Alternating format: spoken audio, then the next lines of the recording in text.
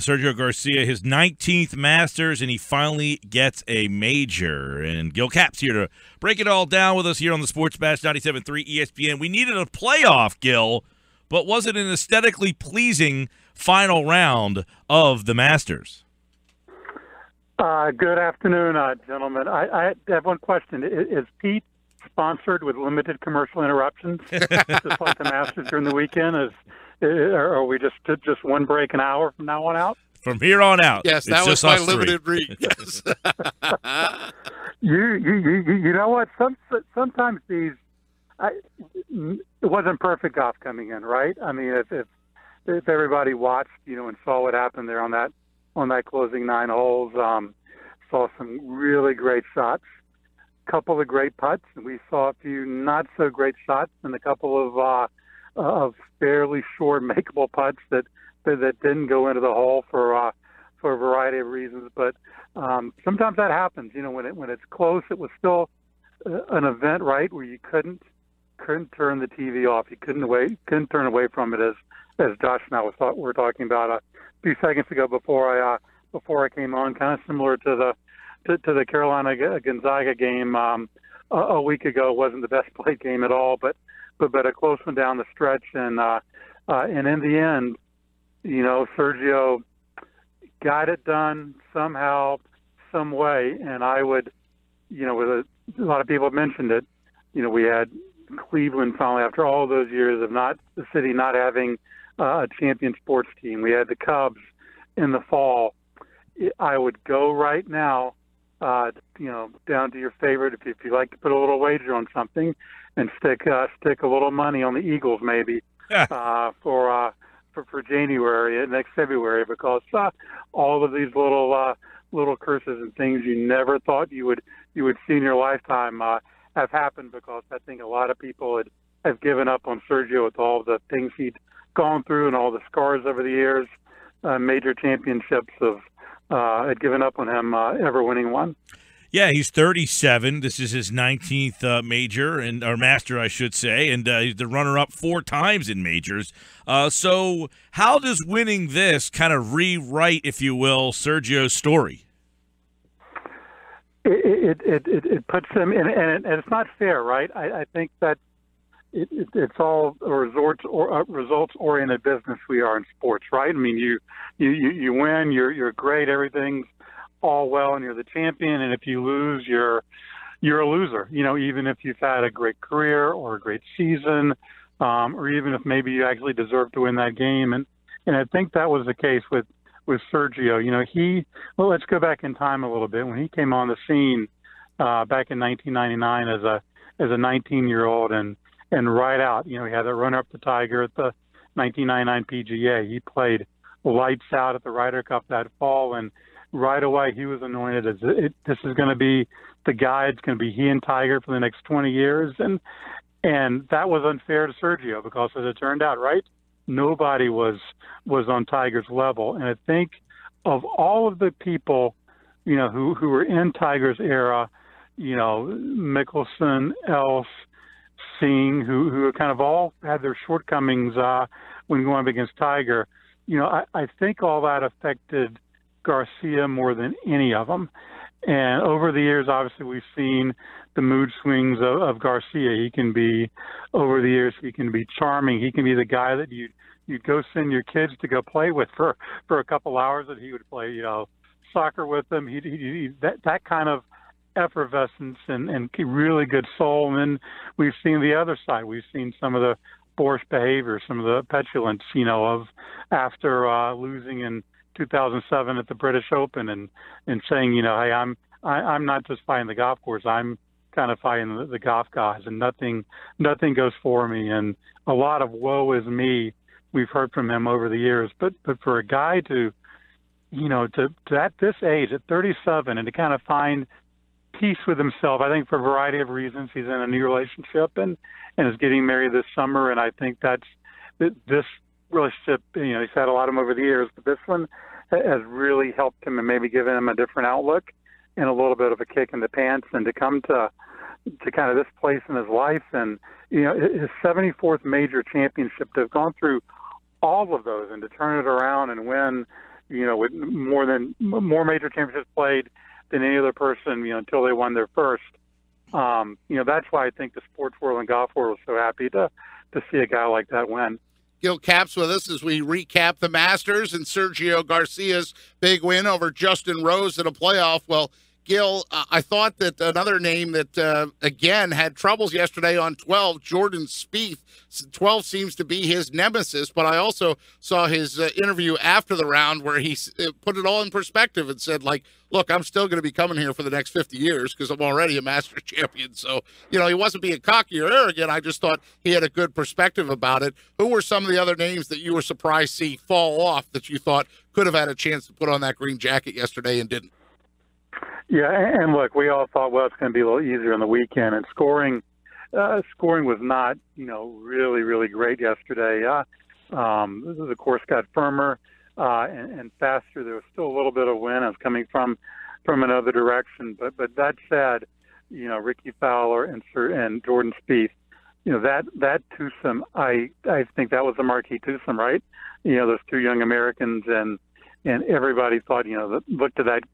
Probably, the odds-on favorites were going to be one of those two. And I think that, Jordan touched on it, that maybe he kind of drug Ricky down with him there early. And that can happen. You can get into twosome, and one of the guys is playing great. Another guy kind of rides his coattails, and they go off, and it can go the other way too, where one of them is not playing very well, and the other one kind of sinks with them. I don't think that Spieth quite had it all week. It's such a fine line. Golf is, is like that. Jordan shot 287 and Sergio shot 279.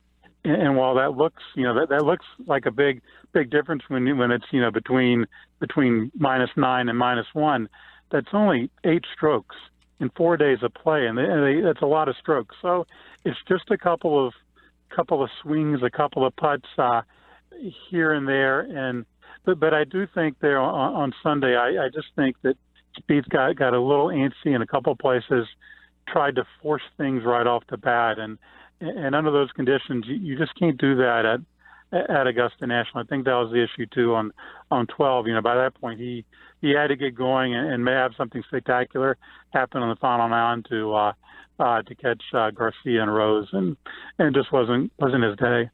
Gil Capps with us, and something spectacular happened on 16 yesterday, Gil, when Matt Kuchar aced the 16th hole. And I don't know about you, Gil, but I thought the gesture that he did where he took the golf ball out of the cup, signed it, and gave it to a young boy just outside the ropes there, I thought that was very Arnold Palmer-esque. And boy, what a great way to, they're always saying they're trying to grow the game. He might have done more if that one gesture than any campaign they could put on or anything they do, especially on a year where it was the first Masters without Arnold Palmer around.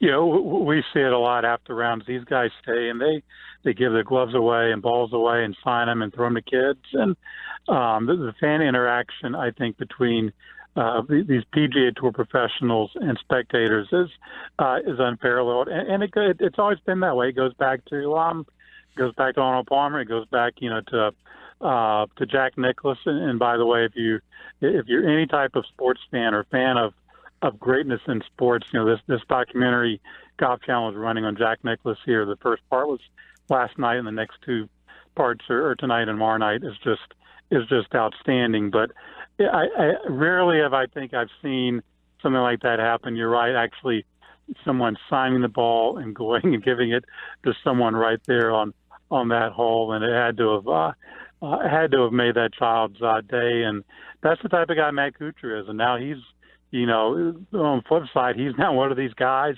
right? Sergio got the major monkey off of his back, and Kuchar, kind of like Sergio, has a Players Championship, kind of right below a major, so to speak. And he's one of those. He's played really well at Augusta National before, and he's right up there on the radar of maybe a guy who can break through at some point here in the next couple of years and get a major himself. Yep, that's that acronym, BPTNWAM, best player to never win a major. Gil Capps with us recapping the Masters is Sergio Garcia, your champion. Yeah, and Gil, I guess Justin Rose, who comes up short, he has had his struggles as well. He does, get to that. It feels like he is he did win the Open in 13. Without that, he'd really be that other guy that you just kind of wait for the other shoe to drop on him. And he had the 3-putt and obviously the playoff hole, the shot off the tee that put him in a precarious situation. So even though he's in the playoff hole there, a tough day at the end for Rose, who's probably kicking himself saying, I gave this one away. To win tournaments, you have to play well, but you also have to get breaks. I mean, obviously, Garcia with that putt he missed, that birdie putt he missed on 16, which wasn't a very good stroke, and then the misread on 18 in regulation where he could have won. Those. I mean, if Rose would have won, I don't know what Sergio would have done. It would have been, it would have been compounding, all of the other misery and heartbreak that he'd had. But I think that the Garcia, look, things happen in any sporting event, and I really do. Rose didn't say much about it, but that tee shot on 15, when he kind of winced and kind of had a little back flare up, that was the golf tournament, because you saw the drive on 15 wasn't very good. It was really short. The next drive he had on 17 was to the right and really short. In that instance, right, one shot affects the next shot. So he was back, then he hits it in the bunker, and plays the bunker shot up, and obviously misses that par putt that was crucial on 17. The tee shot in regulation on 18, not quite up to Garcia's either, and then going right after that playoff and not having a chance to warm up or really loosen up. And then he was first up, and he hits it, and it's short and to the right against the trees, and that was the ball game. So who knows what would have happened had this not flared up for Rose. He's had injury issues in the past, as have a lot of golfers. But that, to me, was the big turning point for him there on 15T. Everything else is fine with but taking out that driver and giving it a full, confident, solid swing like he normally would. You saw it. It wasn't there in any of his drives after that. Well, again, Sergio Garcia wins the Masters. A fun day, a great weekend, of course, and now we look forward to the Open, U.S. Open on the 15th through the 18th. Gil Capps from the Golf Channel, and make sure you check out all the that Jack documentary. I'm DVR'd it. I'm ready to watch it. Yeah. Oh yeah. Yeah, I saw Jack at the Open. Man, what's he? 77 years old at the Open of the tournament. I think I heard he shot a 71. Look, Jack doesn't play as much golf anymore, but he's still 71. He's 77 years old. Scary player too, man. Those guys just go. Read the book, The Magnificent Masters, at Gil Capps on Twitter as well at the Golf Channel. Gil, thanks, pal. We'll talk to you at the Open. Mike, Pete, appreciate it as always.